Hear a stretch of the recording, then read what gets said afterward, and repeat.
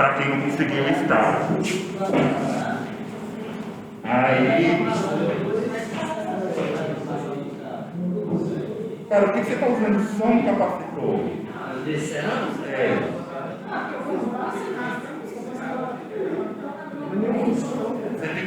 O que eu estou acostumado, eu uso 2 jogando nos LEDs. Você está fazendo uma multiplicação de meia onda. Esse é o 7. E aqui está fazendo meia onda. Uma onda inteira, que bate o olho, que bate o olho também aconteceu lá. Só mesmo Eu vou montar um do 7 jogadores. Não queria botar de momento. se quiser,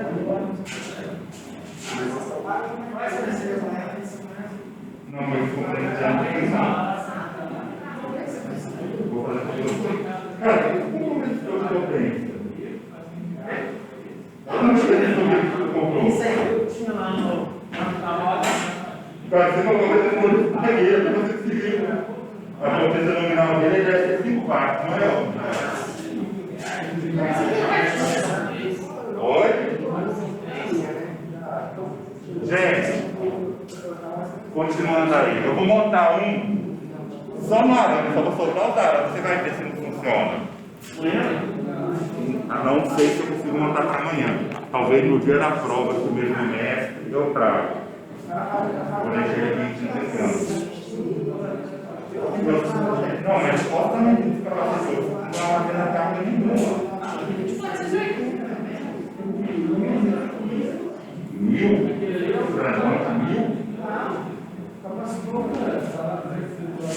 Deixa eu continuar minha aula. Eu quero que vocês peguem a cabeça mesmo. É a função do trabalho. Possível é.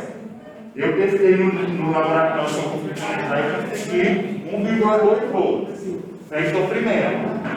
Talvez o segredo está muito tempo. Talvez você esteja usando aquele que você precisa usar o GND do circuito. Você já pensou no GND do circuito? Ele tem um GND, ele tem um TEGA. A maioria dos circuitos de coleta de RF tem um GND. Talvez você precise usar esse GND. Vamos lá então, pessoal. Os motores têm 3 categorias de classificação. A categoria N são classificações, são caracterizadas por possuir um conjugado de partida normal, corrente de partida normal e pequeno valor de escorregamento em regime permanente. Constitui na maioria dos motores encontrados no mercado e presta-se ao acionamento de cargas nominais, com baixo conjugado de partida, como bombas e máquinas operatrizes. A categoria H, os motores dessa categoria são caracterizados por possuírem conjugado de partida elevado, corrente de partida normal e baixo de valor de escorregamento em regime permanente. Essa categoria é utilizada para motor de acionamento de cargas que exige maior conjugado de partida, como peneiras, esteiras, linhas de produção, cargas com alta inércia. E por fim, a categoria D, que temos os conjugados elevado e corrente de partida normal e alto escorregamento, para ser usado em cargas como prensas e máquinas semelhantes, em que apresentam um pico periódico e as cargas necessitam de conjugado de partida elevado e corrente de partida limitada. Então a gente vê isso, pessoal, na questão da velocidade dela, como que se comporta perante o conjugado de carga. Tá? Controle de velocidade. Gente, o motor de indução, ele basicamente vai ter uma velocidade constante. Todo motor de indução, ele foi feito por uma velocidade constante. Desde que a tensão e a frequência esteja fixa. Falando basicamente, as variações que nós temos na rede, principalmente quando se fala de tensão, elas são relativamente pequenas, mas provoca algum prejuízo no motor. O nosso maior problema está nas frequências, principalmente hoje com os estudos de inversores de frequência, que servem para a gente controlar a velocidade. A velocidade de regime permanente é muito próxima da velocidade síncrona. Quando o torque solicitado aumenta, a velocidade diminui. Então aí até o colega perguntou lá do torque, se eu forçar mais o rotor, a velocidade tende a diminuir. Então se eu estou com o motor lá, que ele vai ter um torque de 2 kgf, se eu colocar 3 kgf, a tendência é que o rotor diminua a velocidade. Então, aí mostra o nosso escorregamento de acordo com a carga solicitada. Então, a variação da velocidade em função da carga. Em muitas aplicações industriais, a velocidade variável ou continuamente ajustável são necessárias.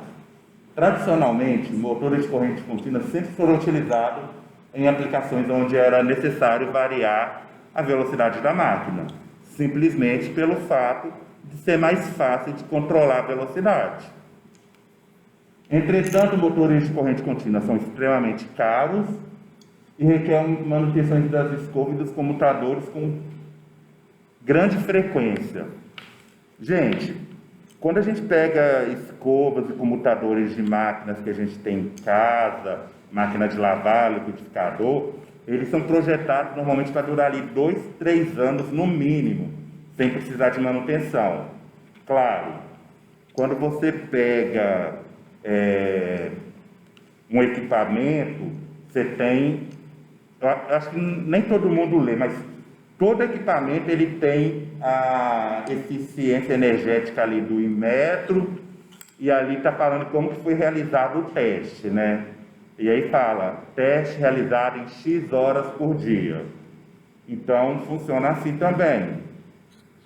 Então, as máquinas contínuas em ambientes industriais, por serem muito utilizadas no controle de velocidade, acabava que essa manutenção se tornava constante. E, para uma linha industrial, a gente sabe, tempo de máquina parado é igual a prejuízo. Ninguém quer máquina parada. Em contrapartida, motores de indução são mais baratos, não requerem manutenção, estão aptos a funcionar em ambientes agressivos e estão disponíveis para velocidades elevadas. Então, controle de velocidade através de variação de frequência, gente. O nosso inversorzinho de frequência. Uma corrente de partida, ela pode ser de 500 a 800% a corrente nominal. Então, se o motor é de 30 amperes, ele pode ter uma corrente de partida inicial de 150 amperes. É um pico que ele tem na rede. Isso, eu sou da geração, eu acho que o Misael é a mesma geração que eu, que muitas vezes faltava luz no Senai, quando a Massas Periquito, na época era o biscoito, fazia biscoito, algumas máquinas acionavam, desligavam o quarteirão todo, incluindo o Senai. E aí tinha que esperar a CEMIG religar, por causa de um erro que eles tinham lá dentro da subestação da Massas Periquito, tem ali. No distrito, por muitas vezes faltou energia quando a Tuda entrava com alguns tipos de máquina, ou ABC, ou outras pessoas. Então, essa corrente alta, gente, ela acontece em alguns segundos. Mas dentro da engenharia, a gente sabe que o tempo de 1 segundo pode acontecer N coisas. E a corrente pode desarmar um disjuntor. Qual que é o tempo de reação de um disjuntor? Depende do dimensionamento dele, a corrente máxima que ele vai suportar naquele tempo. Então, isso acontece aqui. Você pegar uma corrente 500% maior, provavelmente vai desacionar um disjuntor. Além disso, quando você aumenta de uma vez a corrente, o sistema tem que equilibrar ela de alguma maneira. Então, equilibra causando uma queda de tensão. A regra é fácil. Se você tem um condutor, você está passando uma corrente elevada nela, vai aumentar a queda de tensão. Então, para isso a gente tem vários elementos usados para auxiliar partidas. Então, por exemplo, o autotransformador abaixador é um dos equipamentos. Ele é diferente de um transformador.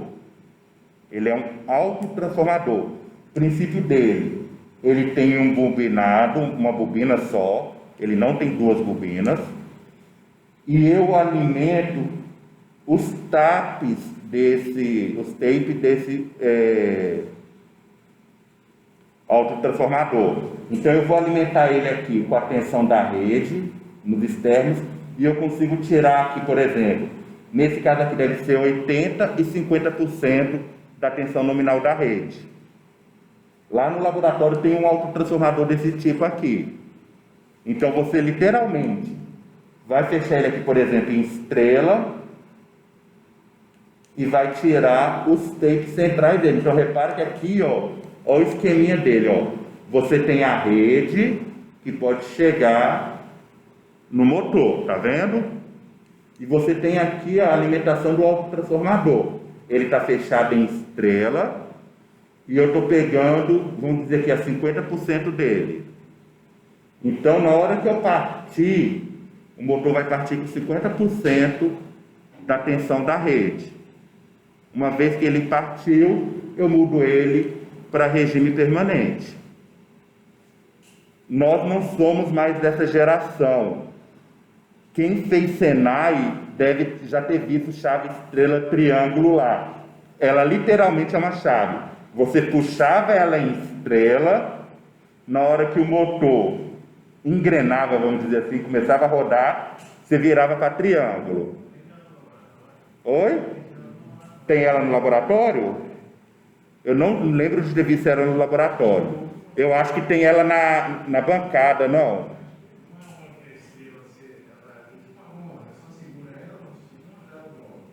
É verdade, tem no laboratório. Vou mostrar depois lá. Tem ela no laboratório, sim. Não estava lembrado dela. Está naquelas bancadas do canto, né? Então, ela era muito utilizada nesse processo também. Mas aqui é por autotransformador. A partida sagrada, gente, estrela triângulo. Essa partida eu acho que ela nunca vai ser deixada de usar, na minha opinião mortal. Nunca deixaremos de utilizar a estrela triângulo, porque ela é a mais eficiente de todas. Aqui a gente tem um quadro bonitinho. Pelo conhecimento que eu tenho da turma de vocês, vocês não fizeram ela, correto? Nem o 10º, nem o 9º período fez ela. Então é isso que eu quero fazer com vocês. Eu tenho lá os módulos. É claro que a gente não vai montar um painel, a gente não tem nem estrutura aqui para isso. E a engenharia eles querem evitar.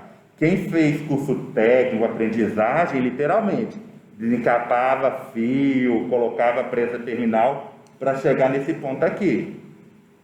Aqui a gente só vai plugar para agilizar, mas a gente vai fazer uma partida estrela triângulo, uma direta, e vocês vão corrigir para mim a conreversão, porque a conreversão do módulo está errada. E aí vocês vão corrigir ela para mim como um trabalho. Dependendo da situação, eu posso até pensar em algo na prova, já que o Misael está pedindo tanto. Não, a primeira prova eu tenho que ter, isso aí já está estipulado. Meu amigo, você quer comparar a minha matéria com a do Zanata? Quando eu falei com o Zanata que eu estava aplicando a primeira prova, ele, eu tinha entendido que eram as duas. Então continue entendendo, por favor. Ele, se eu soubesse, eu ia aplicar a primeira prova para os meninos também.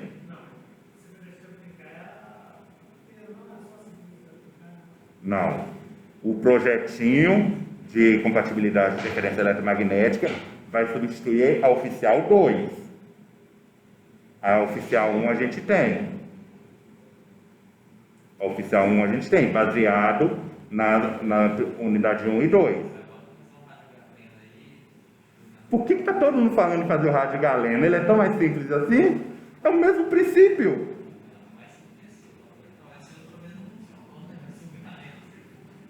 Ah, você já fez galeno para lá, né? Mas é o mesmo princípio. Se você consegue fazer o rádio galeno, você consegue fazer isso aí. Quem disse que não pode? Você pode fazer um casamento de impedância ali para você sintonizar uma frequência.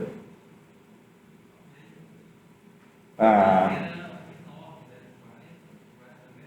Nossa Senhora. Eu vou usar a antena da minha TV, vocês vão ver. Eu vou fazer uma anteninha se bobear de bombril para mim colocar aqui para vocês. Gente, a partir de estrela triângulo, ela é a coisa mais simples do mundo. A gente parte do pressuposto que o motor tem 3 bobinas. Quer dizer que o motor tem 3 bobinas? Não, ele tem N bobinas muitas vezes e elas são fechadas em 3 conjuntos. Elas são fechadas em 3 conjuntos. Então, normalmente chama de bobina A, B e C. Elas normalmente são numeradas em 4, 2, 5, 3, 6. Deixa eu fazer esse esqueminha aqui, porque isso aqui é bom carregar o resto da vida. Nossa, eu sou péssimo para desenho. Quer dizer, eu sou péssimo para desenho todo dia.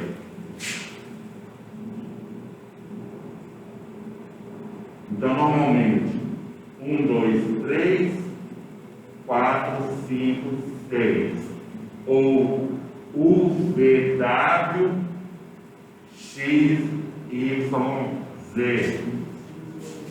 Ou também o 1, V1, W1. O 2, V2, W2. Tem várias nomenclaturas que você pode ter. E aí, como você vai fechar elas e volta. Então, aqui, literalmente, está fazendo isso. Eu tenho as 3 fases. No primeiro momento, eu vou fechar em triângulo. Literalmente, eu vou fazer isso aqui. Literalmente, eu vou fazer estrela, desculpa. Literalmente, eu vou fazer isso aqui. Eu vou curto-circuitar as bobinas, criando um ponto de potencial zero entre elas. E vou alimentar as entradas. Isso é a nossa estrela. O triângulo, eu vou fechar em triângulo. E aí, normalmente, a gente fala 1 com 6, 2 com 4, 3 com 5. É o termo que eles brincaram antigamente para não esquecer. Aí depende muito da nomenclatura, mas o fechamento é o mesmo sempre. O fechamento é o mesmo sempre. O que É uma combinação. é uma combinação. Aí o que acontece? Aí você vai ver, ó. A bobina 1 está ligada com a 2. Então, o que a gente chama triângulo? Então, ó,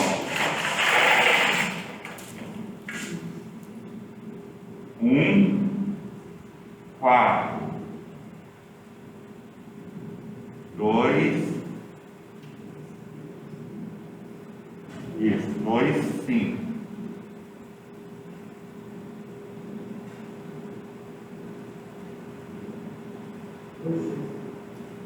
3, 6. Não, para me fazer a ligação certinha aqui. Calma lá, deixa eu só enumerar ela daqui direito. 1, 4. Oi?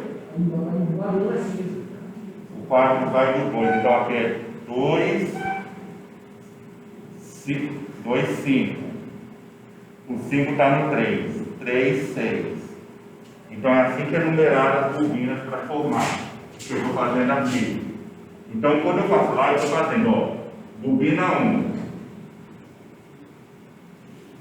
Então está aqui, 1, 4. Vai estar ligada na bobina 2. Na entrada 2, vai sair 5. Entrou no 3, saiu no 6. A gente fecha em triângulo. É o conceito básico, é uma combinação das bobinas. Ah, se eu tenho 12 polos, aí eu vou ter mais combinações ainda.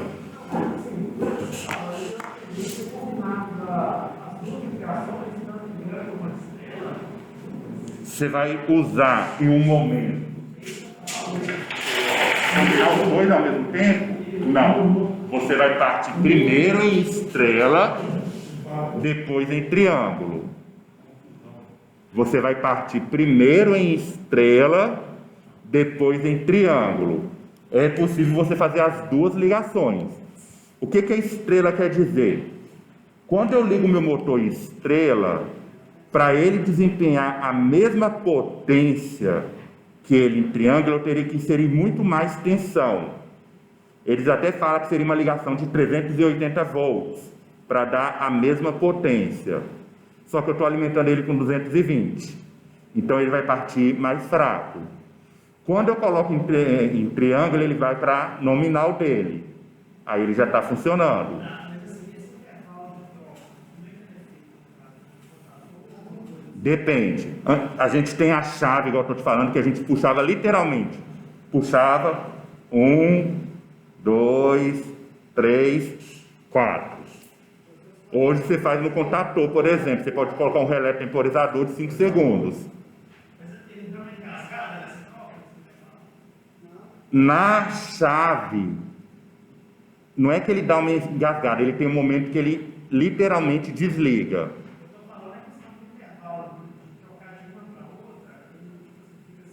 Tem um intervalo mínimo de tempo que ele vai ficar sem energia, mas é muito rápido.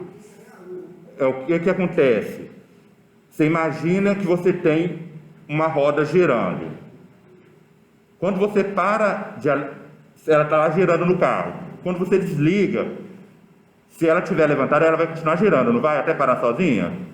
Então, esse intervalo que fica sem energia não é o suficiente para o motor frear, para ele perder a inércia do movimento. Então, ele já vai estar embalado. É o que a gente usava esse termo, inclusive. Quando o motor embalar, você coloca triângulo. É igual, por exemplo, no carro. Você colocou a primeira. Você não pode puxar direto para a quinta. Porque ele não vai. Você precisa ter uma velocidade mínima para ele continuar andando. Então, primeira, segunda, terceira, quarta. Então, tem toda essa regra. É o mesmo princípio aqui. Esse intervalo. Vamos lá, por exemplo, pensando na chave manual. Eu puxei para a estrela. Contei 5 segundos e empurrei. Esse meu empurrar aqui foi o que? Meio segundo. O motor que está lá com carga não deu tempo dele parar. A não ser que ele tenha uma frenagem. E aí a frenagem não pode funcionar nessa situação. Mas sim, ele tem um intervalo que ele fica totalmente sem energia, que é o intervalo de comutação. Aí no contator, isso aí é menor o tempo, claro. No contator, você vai ter 3 contatores trabalhando normalmente. Contator 1 alimenta a parte superior da bobina. Contator 2 alimenta a parte inferior. E trabalha o contator 2 e o contator 3 são alternados. O contator 3 fecha o circuito em estrela. Então, no primeiro momento, 5 primeiros segundos do circuito, vai funcionar contator 1 e contator 3. Na hora que o relé temporizador der o sinal, ele vai desarmar o 3 e vai armar o 2 fechando em triângulo. Então, o único momento que vai ficar sem energia é na saída das bobinas, o tempo de abrir o contato do contator 3 e fechar do contator 2. Isso é milissegundos, é muito pouco tempo. A não ser que você dê um azar e o contator trave ali. Aí desliga o seu circuito todo normalmente. Fase divididas, pessoal, também, ó. E aí você tem 2 conjuntos de bobinas, conversor de estados sólidos,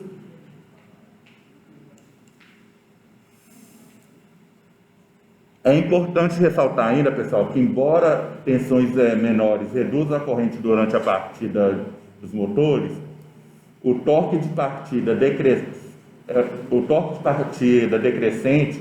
porque o torque é proporcional ao quadrado da tensão. Então, o torque é sempre proporcional ao quadrado da tensão. A operação eficiente, até o colega falou da eficiência do motor, dos motores de indução trifásico, depende de, entre outras coisas, a qualidade de alimentação da rede elétrica.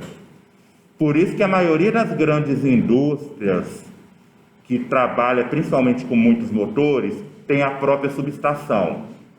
Por quê? Ela vai receber a tensão da concessionária e ela vai tratar aquela tensão internamente. Então, independente da variação que tenha na rede externa, ela consegue equilibrar com uma subestação própria. O ideal é que a rede seja equilibrada, com as suas tensões apresentando amplitudes e frequências constantes. A eficiência e fator de potência dos motores trifásicos variam segundo o valor da tensão de alimentação. Estes motores são projetados para suportar variações de 10% da tensão nominal.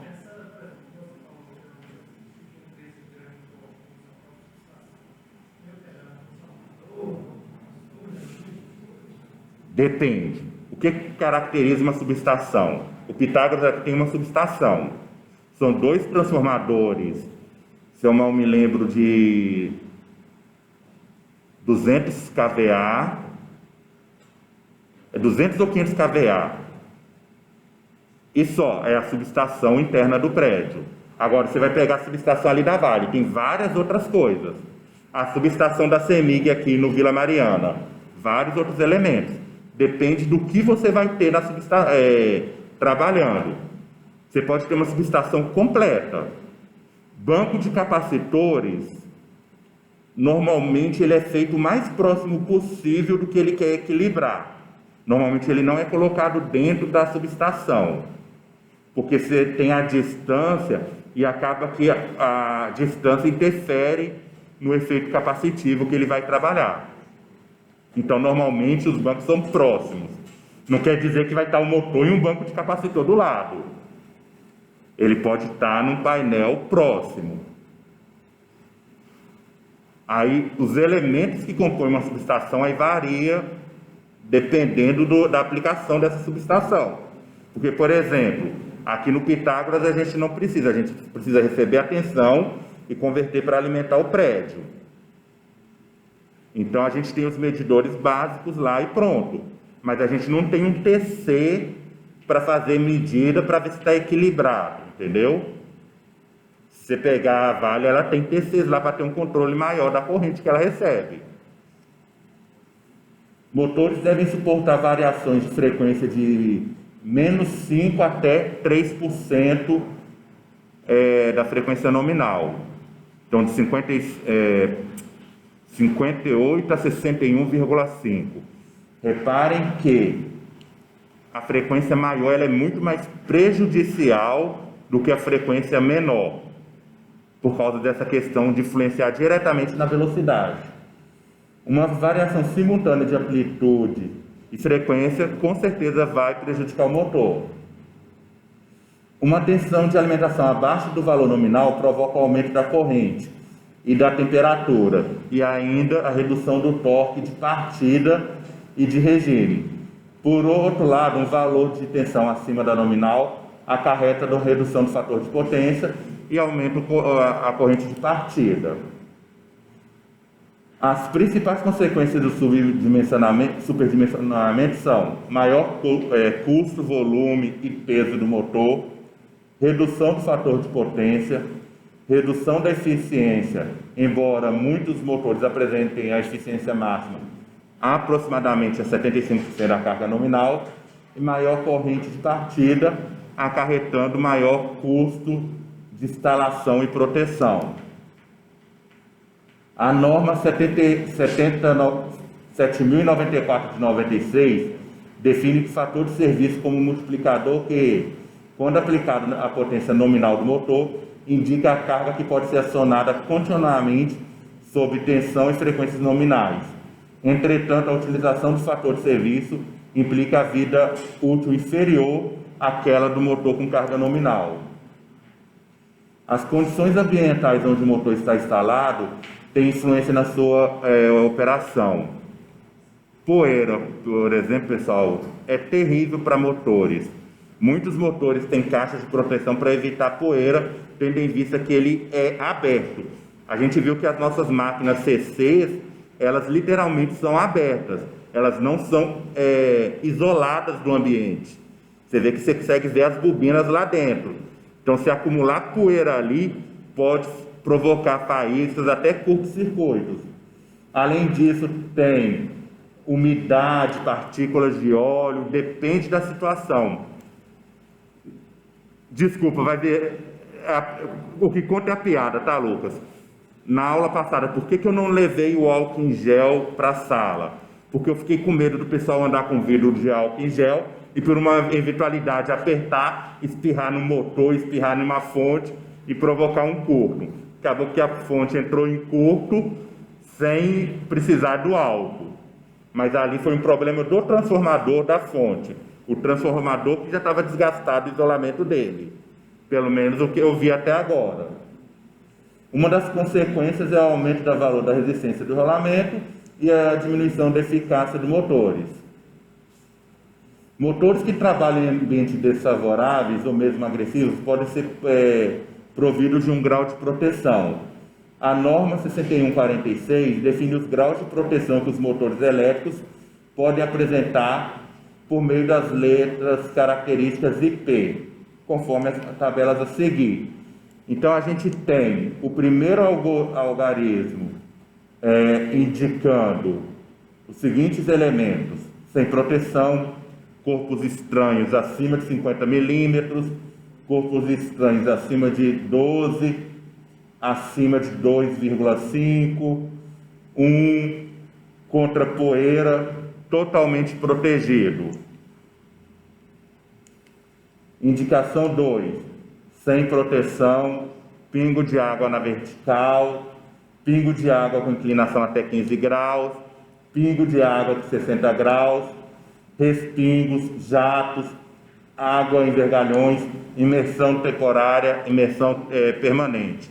Então, um motor, por exemplo, que ele vai trabalhar mergulhado, debaixo d'água, normalmente ele vai ter a classificação 68, porque ele é totalmente protegido. Oi?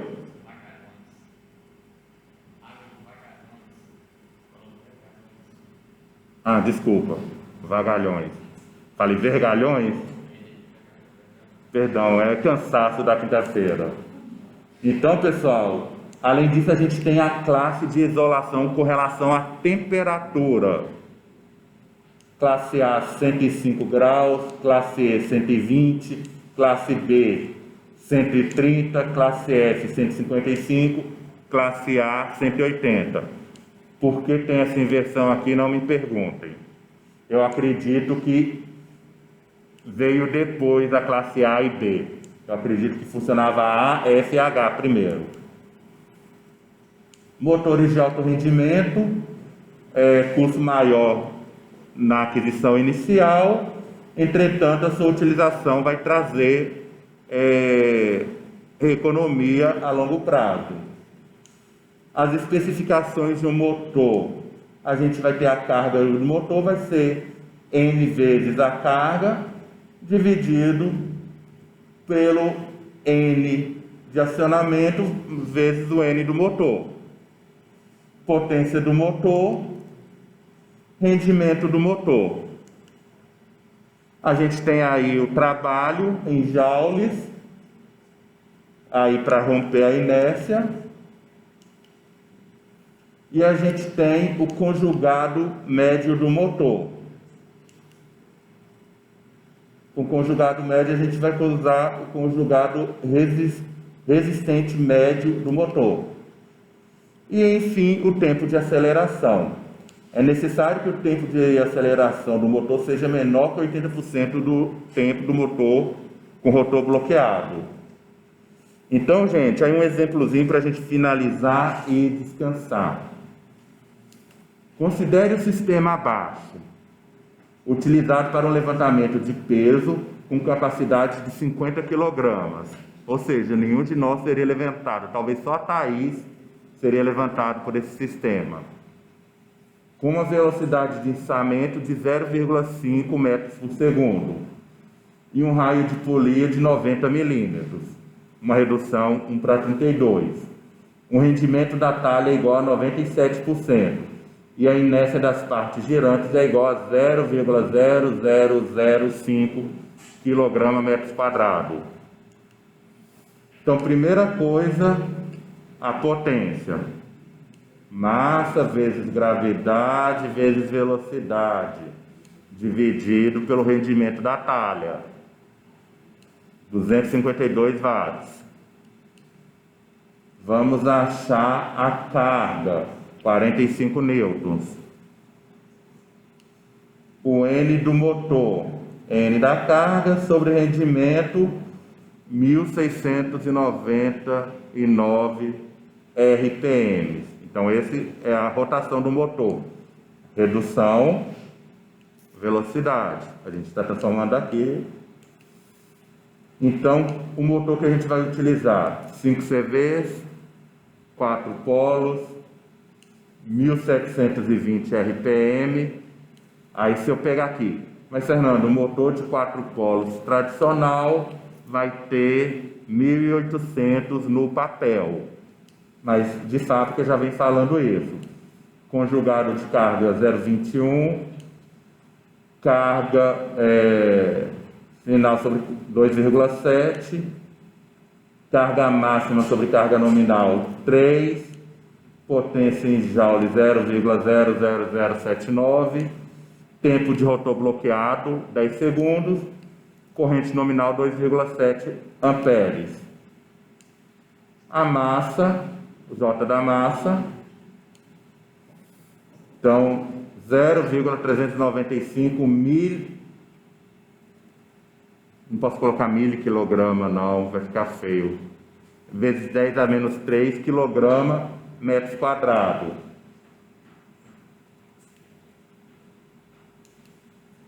CR médio e CM médio, e aí a gente vai achar o tempo de atuação, o tempo de içamento do motor, o tempo que o motor vai funcionar, 55 milissegundos. Então, pessoal, vou deixar isso aqui para depois. Então, é simplesmente aplicação de fórmula. É aplicação de fórmula de acordo com o que a gente tem. Eu devia ter deixado as fórmulas aqui anotadas para a gente ir substituindo, e eu não deixei.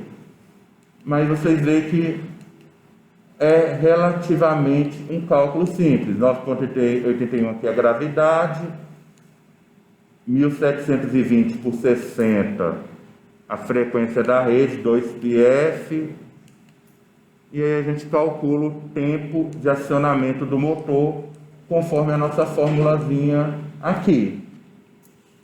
Lembrando que o N aqui ele fez lá 1720 por 60. E aí a gente só substituiu na fórmula. Gente, motores hoje é um mercado muito mais fácil do que era antigamente. Antigamente você tinha que dimensionar um motor, muitas vezes você tinha que encomendar um motor para uma determinada atividade. Hoje você já acha um mercado gigantesco de motores. Igual ele falou, um motor de 5 CV. Se você precisar de um motor de 1 CV hoje, você corre ali na ANG e você compra. Se eu mal me lembro, a ANG tem motor até de 10 CVs a pronta entrega. Coisa que antigamente você tinha que encomendar. Não sei se hoje já tem até mais do que isso. Mas as máquinas assíncronas como um todo se tornou de maior facilidade.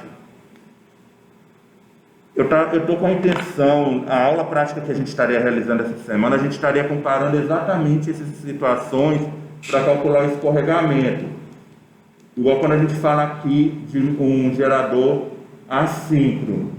O que importa nele muito é o escorregamento, porque o escorregamento do gerador, ele tem que ser negativo. Ele tem que ser negativo. Ele tem que gerar mais do que o nominal que ele foi planejado. Por quê? Senão ele não vai gerar a tensão adequada.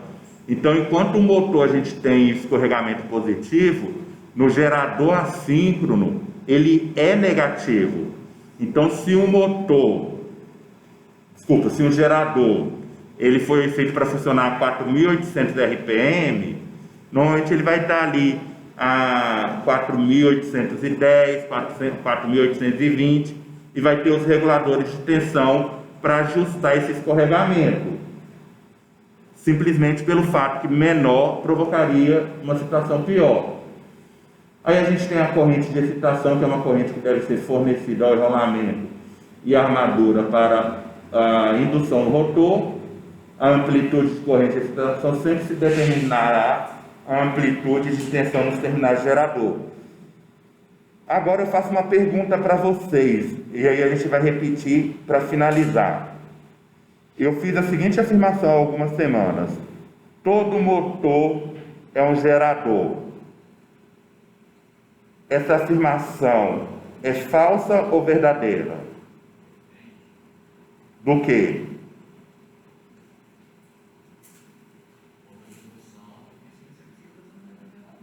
Oi?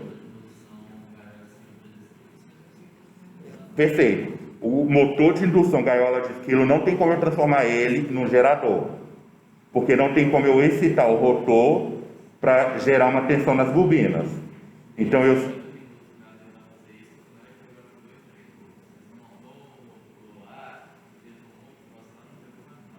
exatamente. Se você girar o rotor do gaiola de esquilo, você vai dar 2, 3 volts. Gente, cuidado que essa tensão voltando para a rede, ela pode ser prejudicial. Fez uma modificação ainda? Já o de rotor bobinado, é possível alimentar o rotor e gerar uma tensão nas bobinas da armadura. É o que a gente faz lá com a máquina de corrente contínua. A gente alimenta o campo e a armadura. Então a gente alimenta o campo, gera uma tensão na armadura, e da armadura alimenta a nossa carga resistiva. Todo mundo fez essa prática lá comigo. Se eu alimentar a armadura em vez do campo, eu vou transformar o meu gerador em um motor. Então tem toda essa questão de controle de velocidade lá. Então, vocês viram isso lá bonitinho. A gente colocou a alimentação no campo, girou o rotor, fez. Então, um motor de indução, se ele for bobinado, eu posso transformar ele num gerador.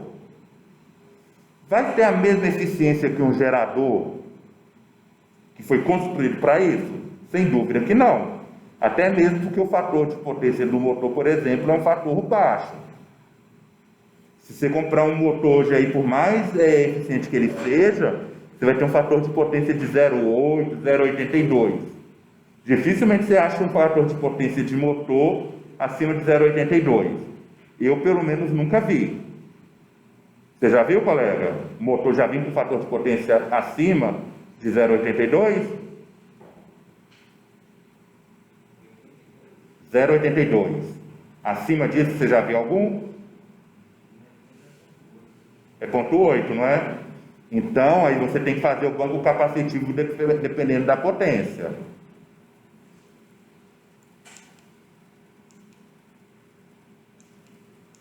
Isso aqui a gente vai falar depois. Por hoje vai ser só isso mesmo. Então, pessoal, quando a gente pensa em motor e gerador, o que diferencia eles basicamente é esse daqui, a curva de funcionamento deles. Vocês veem que elas são totalmente espelhadas. no crescimento e no funcionamento ao longo do tempo. Então, sim, todo motor pode se tornar um gerador. A exceção aí é o gaiola de esquilo, que ele não é preparado para isso, ele é feito para um funcionamento mais simples.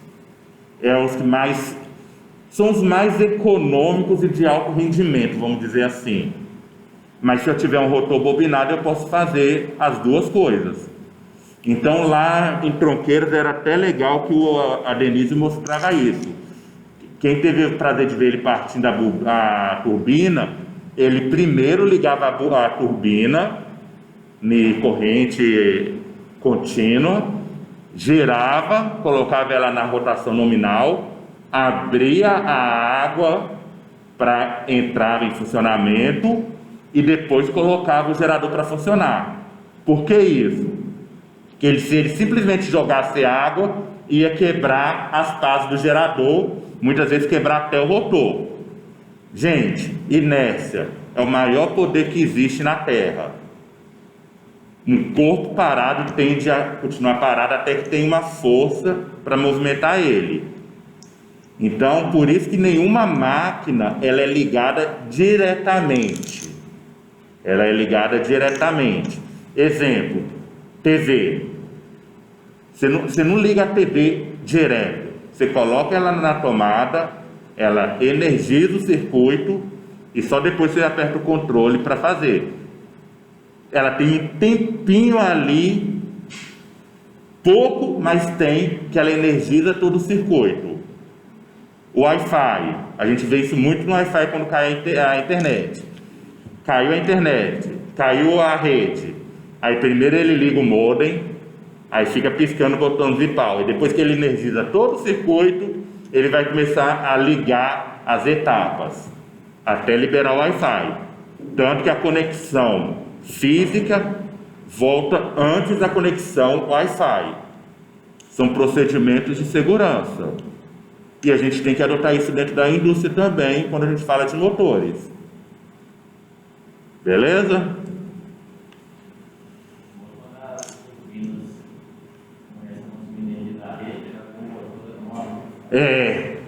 Gente, um perigo gigante para motores de grande porte.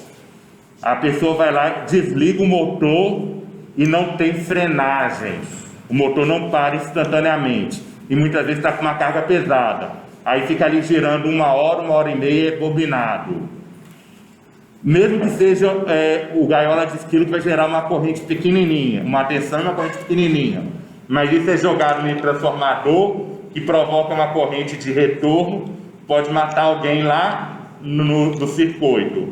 Então todo motor tem que ter uma frenagem. Vocês viram isso lá no inversor, que quando você desliga o botão, ele para o motor automático.